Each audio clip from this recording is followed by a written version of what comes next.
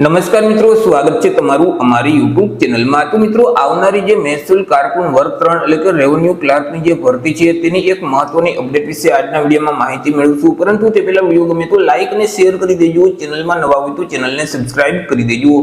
તો ચાલો મિત્રો, વિડીયોની શરૂઆત કરીએ।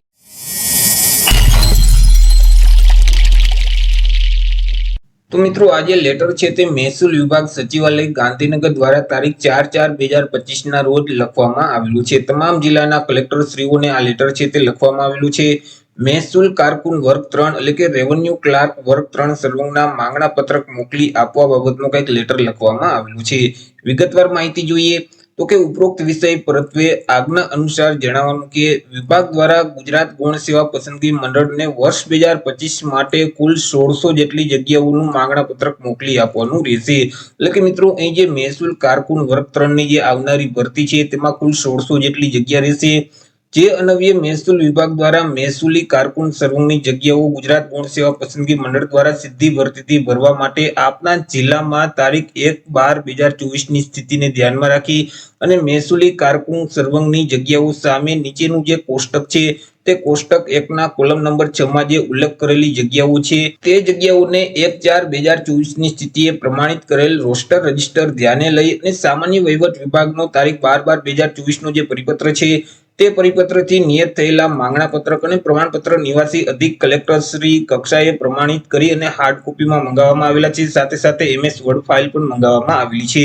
હવે મિત્રો, અહીં જે તમામ કલેક્ટર કચેરીઓએ ક્યાં સુધીમાં માંગણા પત્રક અહીં ગૌણ સેવાને મોકલી દેવાના રહેશે તો કે 6/4/2025 રવિવારના રોજ કચેરી ચાલુ રાખી અને 5 વાગ્યા પહેલા અહીં તમામ કલેક્ટર શ્રીની કચેરીઓ છે તે કચેરીઓએ ગુજરાત ગૌણ સેવા પસંદગી મંડળને માંગણા પત્રક મોકલી દેવાના રહેશે।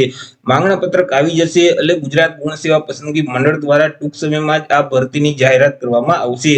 હવે કયા જિલ્લામાં કેટલી જગ્યા રહેશે તેના વિશે આપણે વાત કરીએ તો એ મિત્રો, સૌથી પહેલા અમદાવાદ વિશે વાત કરીએ તો અમદાવાદ જિલ્લામાં 93 જેટલી જગ્યાઓ પર ભરતી જાહેર થશે।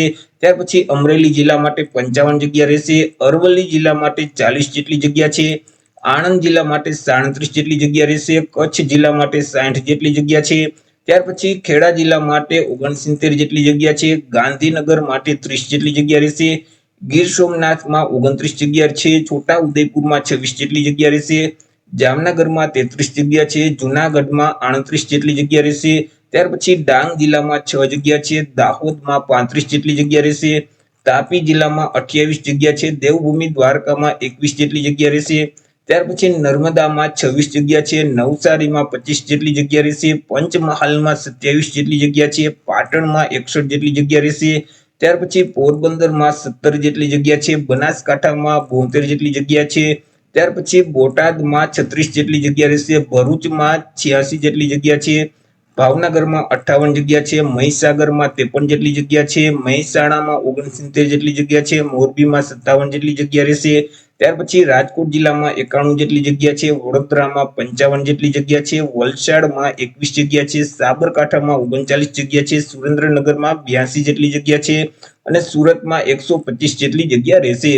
આવી રીતે મિત્રો, કુલ 1600 જેટલી જગ્યા પર આ ભરતીની જાહેરાત છે તે કરવામાં આવશે। મિત્રો, આમ જોઈએ તો કુલ જે જગ્યા ખાલી છે તે 2399 જેટલી જગ્યા ખાલી છે, પરંતુ મિત્રો કુલ 1600 જેટલી જગ્યા પર આ ટૂંક સમયમાં જ ભરતીની જાહેરાત કરવામાં આવશે। તો એ રીતે મિત્રો, ટૂંક સમયમાં જ ગુજરાત ગૌણ સેવા પસંદગી મંડળ દ્વારા કુલ 1600 જેટલી જગ્યા પર રેવન્યુ ક્લાર્કની ભરતી જાહેર કરવામાં આવશે। જ્યારે ઓફિશિયલ નોટિફિકેશન જાહેર થશે એટલે આપણે એક ફરીથી વિડીયો અલગથી અપલોડ કરી દેશું।